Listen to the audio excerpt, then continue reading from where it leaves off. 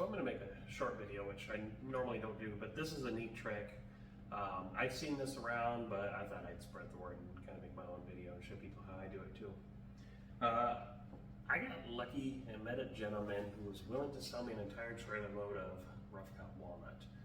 I've gone through, I've planed this. It's S2, I guess is what you would call it, so it's plain and flat on both sides. But now I need to put a straight edge down the whole thing. These boards are 8.5 to 9 feet. I think I have a couple 10-foot long boards, and I cannot run that through my jointer. I have, I mean, you guys have seen it run. It's, I think it's about 40 inches or so long bed joiner. Works great, not great for the long boards. So I need to get a flat reference edge going. So what I'm going to do is take my circular saw. This is a door board for my circular saw. I can put this right up to where I need to cut, set the saw on it, cut down. It works like a poor man's track saw. And what I did was I ran holes through it for these, I guess are a bench clamp. It's a T-bolt with an arm, and then I can tighten it down. So I'm going to take the board and stick it in my door board there, and then clamp it in place. And what this is going to do is give me a flat reference edge that I can run this through the table saw. So now it is all one big unit hooked together. And I have a flat reference edge, and then I can cut off my rough edge. Now the table saw will cut a straight edge, but you have to have a parallel surface for it to reference off of.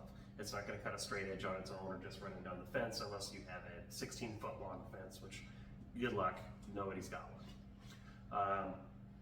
So I'm going to move the camera. I'm going to show you what I'm going to do with this guy.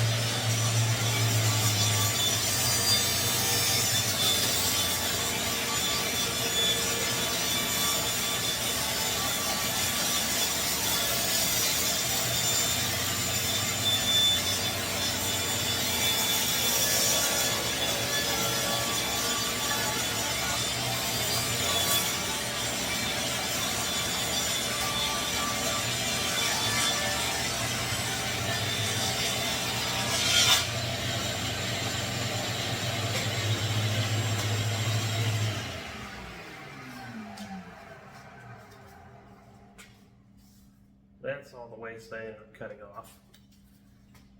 The blade had a very shallow entry and a very shallow exit, which meant that this board had a curve in it. So it's thick in the middle and kind of tapers out to almost nothing on either side. So now, let me grab my straight edge. I have a straight reference edge. And I know it's straight because I used this straight edge to build that door board.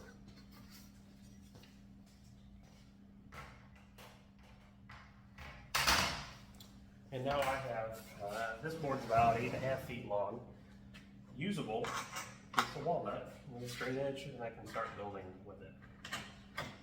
This stuff's going to end up being a small table, so I do have some joining I need to do.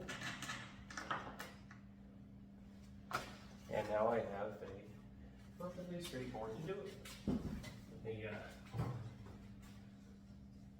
That's hard to get the camera up there. I mean, that moves.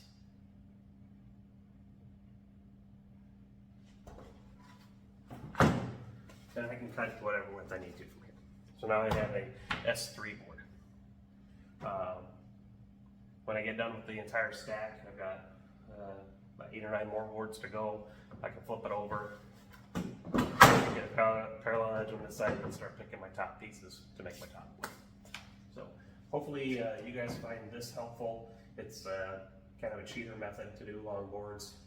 And like and subscribe. I don't do a lot of videos, but I do what I can. So enjoy.